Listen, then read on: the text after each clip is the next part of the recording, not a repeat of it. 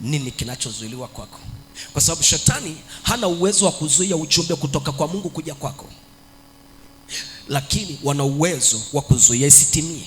Ndio maana unakuta mtu anaota ndoto, alafu kabla hajaamka kuomba anakuta anaota tena ndoto nyingi, na akija kuamka anasema nakumbuka ile ndoto ya kwanza, lakini haikumbuki ilivyokuwa. Lakini anasema kuna ndoto nimeiota lakini sikumbuki. Anazikuja kukumbuka zingine nyingi sana. Kumbe yamkini kuna ujumbe Mungu ameleta, yamkini kuna promotion Mungu ameleta, yamkini kuna habari Mungu ameleta. Shetani wanawahi kuhakikisha ukumbuki chochote, unakumbuka zile ndoto zao. Na shetani anajua Mungu akisema na wewe utashughulika kwa njia ya maombi, au utaamka kushukuru, au utaamka kupambana. Kwa hiyo wanakamata hiyo lango.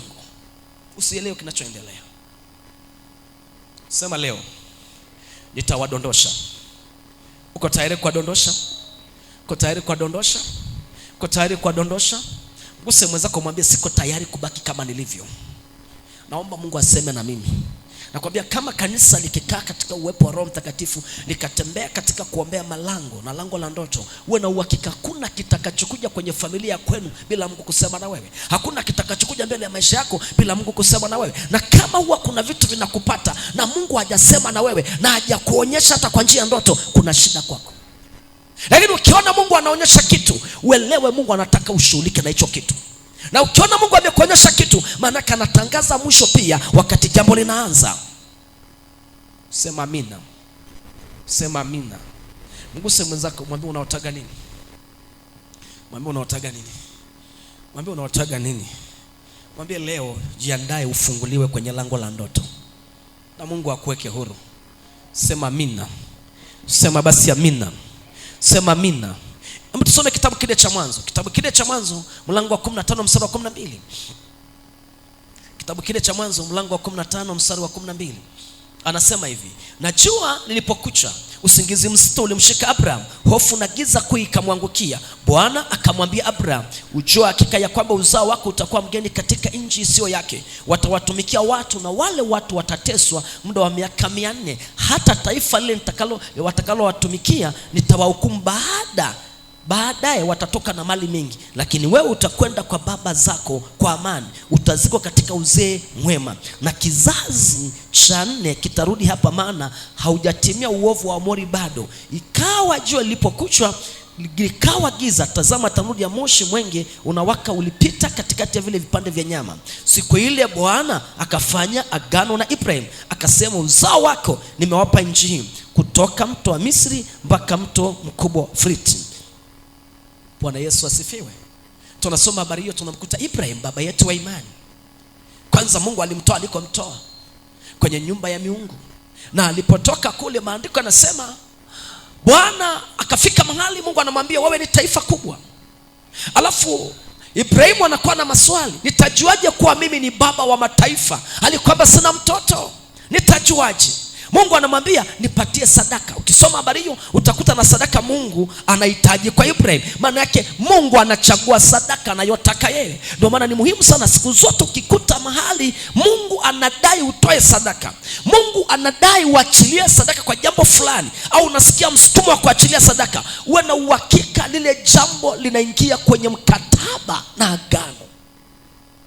Sasa angalia kinachotokea hapa. Ibrahimu wanafunga agano. Mungu anafunga agano kwenye ndoto kupitia Ibrahim, kupitia sadaka aliyotoa. Sasa angalia, anamwambia na uzao wako bado hawajazaliwa, bado hawaonekani. Aliyopo ni Ibrahim. Mungu anaongea na Ibrahim, na wakati wanafanya hicho kikao hakuna mke, hakuna mwanasheria, hakuna mtu yeyote. Wao yeye na Mungu kwenye ndoto. Hakuna mtu anayejua. Aliandika kitabu hiki ni Musa. Sasa Mungu alimfunulia. Kwa hiyo hata ukimuua Ibrahim, hata ikiwa Ibrahimu hayupo, agano lipo, linakuja, liko njiani.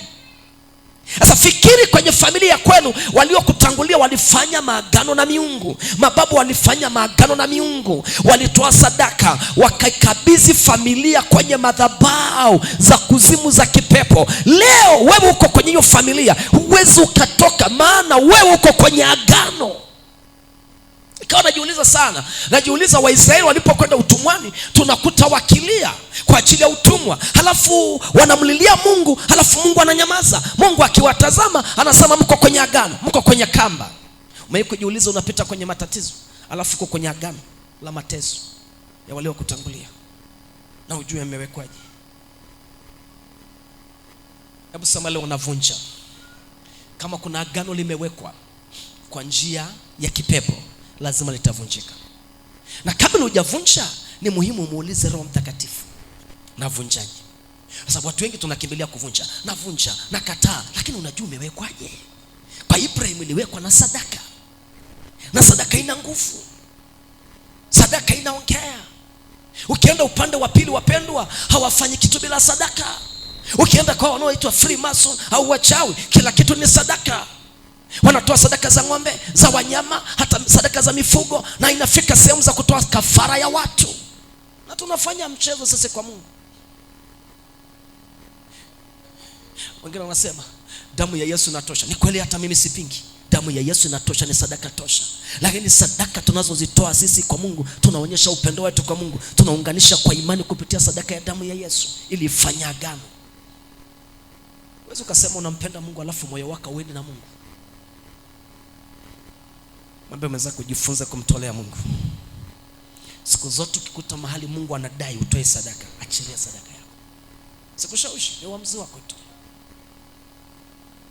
Na ukiachilia sadaka kwa ajili ya vitu vingine, uwe na uhakika sadaka itasema. Na Ibrahim alipotoa sadaka, Waisraeli mpaka leo wana nguvu na wanalindwa. Na Mungu anamwambia Ibrahim, sitawaacha, nitalitimiza agano langu. Maana hata wakikukosea, maana watakenda kinyume, nitawarudisha, nitawaendesha, kwa sababu tumefanya patano mimi na wewe. Hujawahi kuona mzazi unaachilia sadaka kwa ajili ya watoto wako au kwa ajili ya kitu fulani? Hata kama hautakuwepo wewe, sadaka itasimama. Kusema kuna sadaka inatusumbua, mama Hebron alitoa sadaka kwa ajili ya hiki, kwa hiyo sadaka inatukumbusha. Unasemaje? Nitakufundisha Ijumaa wakati tunaachilia maombi. Kamuulize Kornelio wakati anatoa sadaka. Mungu anasema sadaka zake zinanikera, zinakuwa ukumbusho. Na ni agano jipya. Unaweza kusema niko agano la kale, agano jipya hilo. Sadaka inaongea. Sadaka inasema. Sasa watu wengi wameingizwa kwenye maagano kwa njia ya sadaka. Sasa huwezi ukavunja, lazima ujitoe sadaka. Haleluya. Haleluya. Sema amina kama unabarikiwa. Sema amina kama unabarikiwa. Sema amina kama unabarikiwa. Agano linafanyika ndotoni, kwenye ndoto. Bora hata linalofanyika ukiona. Ni maagano mangapi yamefanyika kwako kwenye ndoto? Ni wangapi wanasema mimi sio muhuni, mimi sizini, mimi sifanyi chochote, lakini wangapi wanafanya uzinzi kwenye ndoto? Wanasema mimi niko takatifu. Sawa. Lakini roho ngapi zinakuingilia wakati umelala? Ni wachawi wangapi wanakuangia wakati umelala? Na unaelewa ulimwengu wa kuzimu hakuna cha bosi. Nataka nisema mtu ambaye ni bosi duniani ni mtu aliye na Yesu pekee. Kwa sababu hata kama una fedha, shetani haogopi pesa za mtu, wala mapepo hayaogopi pesa za mtu. Hata kama una nyumba umezingira, umepiga taa, umepiga ukuta, mashetani wakija hawahitaji kufungua mlango, wanaingia tu hapa kitandani kwako. Nataka leo ukitoka hapa, mapepo wasiingie nyumbani kwako, wasiingie kitandani kwako.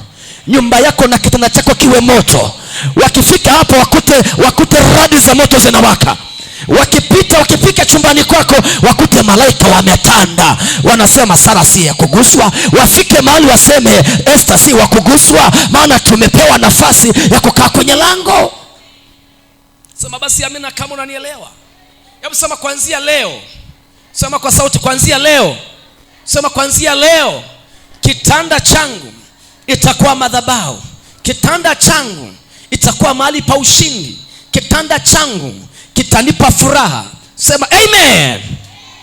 Wangapi wako tayari wakabebe nguvu hii? Uko tayari ukabebe nguvu hii kuangusha madhabahu zao? Sema amen. Sema amen. Wote wanaosoma Biblia, Waisraeli waliishi miaka 400. Na hii Mungu alipitisha katika mlango wa ndoto kwa njia ya Ibrahim. Sasa fikiri hawa familia au familia kwenu mnapita kipindi ambacho Mungu alisema na wazazi wenu kwenye ndoto, na si ajabu walipuuza. Kwa sababu kuna watoto wanazaliwa, kuna aina kuu tatu za watoto. Mungu alimwambia Ibrahim, nitakupa mrithi. Sasa kwa nini ampe mrithi? Kwa sababu kuna aina kuu tatu za watoto, za uzao. Namba moja, kuna mrithi. Namba mbili, kuna mtoto. Maandiko yanasema mlea mtoto katika njia ipasayo, naye hataacha, maana yake unamlea kwa fimbo. Kuna mtoto anazaliwa kwa sababu maalum, maana yake ni miungu. Yaani kuna watu wanazaliwa kwenye familia, wanazaliwa kuja kuendeleza madhabahu zilizokuwepo. Ni watoto wa maagano, wanaingia tumboni kwa agano fulani, wanaingia kwa agano la kichawi, wanaingia kuja kuendeleza koo zilizopita. Ni mtoto wa miungu. Kwa hiyo tangu anazaliwa na hiyo roho. Lakini pia mtoto anayezaliwa kama mrithi, ambaye Mungu alimwambia Ibrahim, nitakupa mrithi. Huyu hata kurithi, lakini atakayetoka kwenye viuno vyako ndiye atakaye kurithi. Na watu wengi tunaomba watoto. Kuna mtu anapokea watoto ili aitwe ana watoto. Kuna mtoto unamzaa na mimi nionekane na mtoto. Ningekuomba usizae mtoto uonekane una mtoto. Ndio hawa tunateseka nao. Ndio hawa hawana mwelekeo. Ningekuomba umuombe Mungu, yani kwa lugha nyingine, mimba isiingie tumboni kwako kama ajali. Mimba ingie tumboni kwako kwa maelewano ya maombi. Sema amina. Sema amina basi. Sema amina basi. Kwa sababu mtoto anayezaliwa kwa lengo maalum au kwa sababu ya miungu, uwe na uhakika hahitaji kiboko, hahitaji fimbo, roho itamkontrol. Mtoto anayekuja kwako kama mrithi, maana yake anahitaji roho, hahitaji fimbo. Roho itamkontrol kuelekea kwenye kusudi.